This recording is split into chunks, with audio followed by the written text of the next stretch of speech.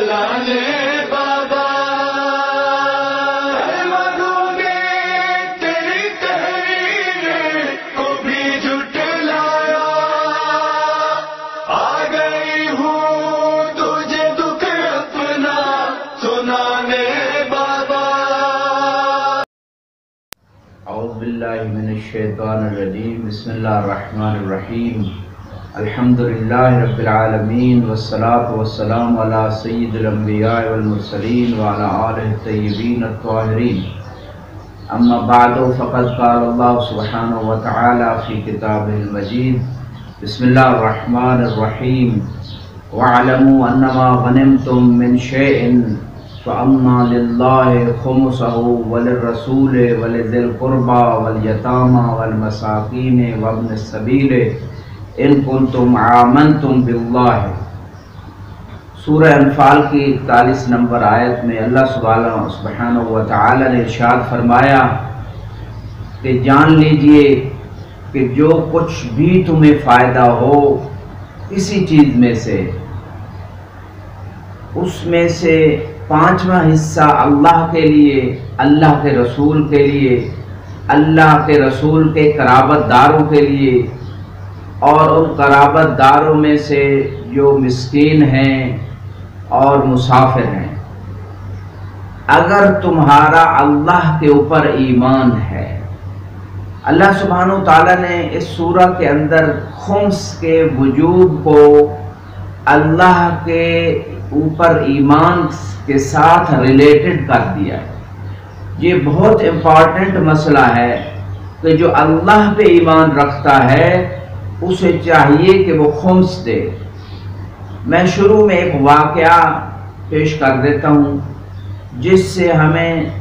اس چیز کی امپورٹنس کا پتہ بھی چلے گا کہ ایک شخصیت دنیا سے جا رہی تھی، بہت زیادہ اس کے اموال، بینک بیلنس، بہت ساری چیزیں تھی۔ اس نے اپنے ایک دوست سے کہا کہ میں دنیا سے جا رہا ہوں، لہذا یہ سارا مال میں تجھے دیتا ہوں، بس اتنا کرنا کہ پرافٹ میں سے میری فیملی، بیوی بچوں کو آدھا نفع دے دینا اور آدھا نفع بھی لے جاؤ، اصل مال بھی لے جاؤ۔ وہ بہت خوش ہوا، اس نے کہا میں حاضر ہوں۔ پھر اس نے دوبارہ بلایا، اس نے کہا چلو آدھا نفع ہی نہیں، 4 حصے پرافٹ آپ لے لینا، فقط 1 حصہ میرے بیوی بچوں کو دے دینا، اور خوش ہو گیا۔ اب یہ شخص جب دنیا سے چلا گیا تو اس کے بعد اس تاجر، اس عظیم شخص، اس محسن شخص جس نے اس غریب انسان کو اتنا کچھ دیا تھا اور پرافٹ میں سے بھی 4 حصے دے دیا، بس 1% 5واں حصہ مانگا، تو اس شخص نے وہ 5واں حصہ بھی نہیں دیا اس کی اولاد اور اس کے بیوی بچوں کو۔ اب تمام دنیا کے اہل عقل اس شخص کی مذمت کریں گے کہ بہت برا شخص ہے۔ تو ایک شخص نے جب یہ واقعہ سنایا تو کہتا ہے یہی حالت ہماری ہے کہ ہمیں اللہ نے جن ہستیوں کے صدقے میں سارے رزق کی تمام قسمیں عطا کی ہیں، جیسے کہ زیارت جامعہ کبیرہ میں ہے بیکم رزق الورا، کہ تمہارے صدقے میں کائنات کو اللہ رزق دے رہا ہے، صحت بھی رزق ہے، ایمان بھی رزق ہے، معرفت و عمل بھی رزق ہے، اس دنیا میں خاتمہ بالخیر ہو جانا یہ بھی رزق ہے، اولاد رزق ہے، بیوی رزق ہے، بچے رزق ہیں، کھانا پینا رزق ہے، عزت رزق ہے، شہرت رزق ہے، اطمینان قلب رزق ہے۔ یہ رزق کی جتنی قسمیں ہیں، چاہے دنیا کے اعتبار سے ہو یا آخرت کے اعتبار سے، جنت بھی رزق ہے، نیکیوں کا پلڑا بھاری ہو جانا رزق ہے، شفاعت رزق ہے۔ دنیا و آخرت کی رزق کی جتنی قسمیں ہیں وہ ائمہ کے صدقے میں، محمد و آل محمد کے صدقے میں تمام کائنات کو مل رہی ہیں۔ اور وہ مظلوم امام جو 1000 سال سے زیادہ عرصہ مظلومیت کی زندگی گزار رہا ہے، جن کے صدقے میں، جس ہستی کے صدقے میں ہمیں یہ تمام رزق مل رہے ہیں، اگر ہم انہیں 5واں حصہ بھی اپنے پرافٹ کا، اور مال بھی انہی کا ہے، ان کے دیے ہوئے مال سے پرافٹ میں 5واں حصہ بھی نہ دیں، تو کیا ہم صحیح معنوں میں اپنے آپ کو ان ہستیوں کا شیعہ اور پیروکار کہہ سکتے ہیں؟ کیا ہم اللہ کی بندگی والا یہ تمغہ اپنے اوپر سجا سکتے ہیں؟ جیسے کہ معصومین، بعض معصومین سے یہ سوال کیا گیا، مولا وہ کون سا چھوٹے سے چھوٹا گناہ ہے جس کی وجہ سے انسان جہنم جا سکتا ہے؟ تو آپ نے فرمایا جس نے یتیم کا 1 درہم کھایا یہ جہنم جانے کا مستحق بنا سکتا ہے۔ جیسے کہ قرآن کی آیت میں جو یتیم کا مال کھاتے ہیں وہ اپنے پیٹ کو جہنم کی آگ سے پر کر رہے ہیں۔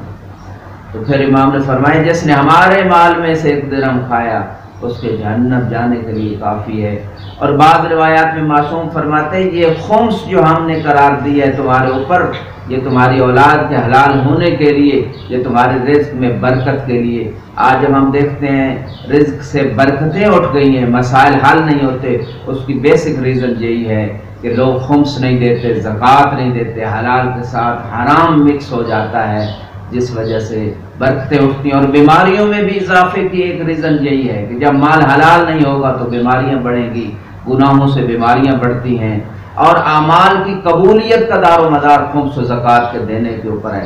ایک لقمہ جب انسان حرام کا کھاتا ہے نعوذ باللہ تو روایت کہتی ہے 40 دن تک اس کی نماز قبول نہیں ہوتی۔ تو اگر ہم اعمال قبول کروانا چاہتے ہیں، اپنی اولاد کو نیک اور فرما بردار دیکھنا چاہتے ہیں، اپنے رزق میں برکت دیکھنا چاہتے ہیں اور اپنے مسائل کا حل چاہتے ہیں، امام کی خوشنودی چاہتے ہیں، اللہ کو راضی کرنا چاہتے ہیں، اپنی آخرت بھی سنوارنا چاہتے ہیں، اپنی دنیا بھی سنوارنا چاہتے ہیں، تو ہمیں رزق حلال اور خصوصاً خمس دینا ہوگا۔ اور یہ زیادہ مقدار میں نہیں بنتا جو لوگ جو ہے پابند ہیں خمس دینے کے، بلکہ جتنی بھی طاعتیں ہیں یہ جو حقیقی عبد خدا ہے، جو حقیقی مومن ہے اس کے لیے زحمت نہیں، یہ رحمت خیال کرتا ہے۔ وہ تو تلاش کرتا ہے کہ کاش اسے کوئی موقع ملے کہ وہ اللہ کی رضا کے لیے کچھ پیش کر سکے۔ تو خمس کے حوالے سے قرآن کی آیت نے بھی کہہ دیا کہ اگر تمہارے اللہ کے اوپر ایمان ہے تو پھر خمس دو۔ اس کا مطلب یہ ہے جو خمس نہیں دیتا وہ زبان سے تو اللہ پہ ایمان رکھتا ہے لیکن عملی طور پہ اور اس کے دل میں خمس کی اہمیت اور اس حکم کی پابندی نہیں ہے۔ اور جو خمس کا اصلاً وجوب کا منکر ہے وہ قرآن کا منکر ہے، اسلام سے خارج ہے۔ اور یہ سنی شیعہ کا متفق فیصلہ ہے کہ خمس واجب ہے، اللہ کے بعض لوگ جو ہے وہ اگر ایسا کر رہے ہیں تو وہ اشتباہ میں ہیں۔ باقی مسئلہ پہلی مرتبہ خمس دینے کا، تو پہلی مرتبہ جو شخص خمس دینا چاہتا ہے جب وہ تاریخ معین کرے گا، جب وہ حساب و کتاب کرے گا تو وہی اسلامی تاریخ معین ہونا چاہیے، وہی اس کی تاریخ معین ہو جائے گی۔ اس سے پہلے جتنے اس کی ملکیت میں چیزیں ہیں ان چیزوں میں جتنے سال گزر چکے ہیں بالغ ہونے کے بعد، یا جب سے ملکیت میں اس کی خصوصاً بالغ ہونے کے بعد جب سے اس کی ملکیت میں چیزیں آئی ہیں، تو اس وقت سے وہ حساب لگائے کہ ہر سال کتنی مقدار میں، یقین جتنی مقدار میں اسے ہے کہ اتنا مال اس کے پاس پرافٹ کے طور پہ ہوتا تھا، اتنا خمس دے، چاہے وہ اسے قسطوں کی شکل میں دینا پڑے اگر یکمشت نہیں دے سکتا، اور جس میں شک ہے اس میں حاکم شرعی سے مصالحت کرے۔ تاریخ معین ہونے کے بعد اگلے سال تاریخ آنے تک جو درمیان میں اخراجات ہیں، چاہے وہ تجارت میں ہیں چاہے گھر میں اخراجات ہیں، جو اس کی مناسب اس کی شان کے مطابق اسراف بھی نہ ہو، تبذیر بھی نہ ہو، جو اخراجات ہیں وہ منہا کر دے، اس پہ خمس نہیں ہے، باقی جو بچے گا اس پہ خمس ہے۔ ہاں جو پچھلے سال خمس شدہ مال ہے اگر اسے زیادہ ہوگا تو خمس ہے، اتنی مقدار میں اگر کم ہے تو خمس نہیں ہوگا۔ تجارت کا جو مال ہے جو اس کی موجودہ قیمت ہے جب خمس نکالا جا رہا ہے اس کے مطابق خمس دیا جائے گا۔ ہاں تجارت کا اگر اصلی مال مخمس ہے تو اصلی مال پہ خمس نہیں، اگر اصلی بھی مخمس نہیں ہے تو اس پر بھی خمس دینا ہوگا۔ اصلی مال اگر خمس شدہ ہے اور جو پرافٹ ہوا ہے سال میں اس میں جو تجارت پہ اخراجات ہوئے وہ بھی نکال لے گا، اپنے ضروریات جو ہیں یا گھریلو اخراجات جو اس نے کیے ہیں ان کو بھی نکالے گا، باقی جو بچے گا اس پہ خمس دے گا۔ جو قرض وہ دے چکا ہے یا بینک میں اس کے کوئی پڑا ہوا ہے اکاؤنٹ اور فکس اکاؤنٹ ہے، جب اسے وہ ملے گا تب اسے خمس دینا ہوگا جب تاریخ آئے گی، لیکن اگر فکس اکاؤنٹ نہیں ہے جب بھی چاہے نکلوا سکتا ہے تو پھر گویا اس کے ہاتھ میں ہے، اسے فوراً ابھی جب تاریخ آئے گی خمس دینا ہوگا، یا پہلی دفعہ نکال رہا ہے تو ابھی فوراً خمس نکالنا ہوگا۔ اور اس کے بعد جو ہے بعض صورتوں میں مثلا وراثت کا مسئلہ ہے، کچھ اختلافی مسائل جو فقہاء کے درمیان ہے، میں کوشش کرتا ہوں ہمیشہ احتیاط والا طریقہ بتاؤں کہ جس میں، اور احتیاط سے کوئی فقی منع نہیں کرتا، سب اس کا کہتے ہیں، اور جس میں انسان مطمئن ہو جاتا ہے کہ روز قیامت اور واقعے کو اس نے درک کر لیا، روز قیامت وہ شروع ہو جائے گا۔ لہٰذا اس صورت میں احتیاط یہ ہے وراثت میں، اگر وراثت میں جو چیز ملی ہے،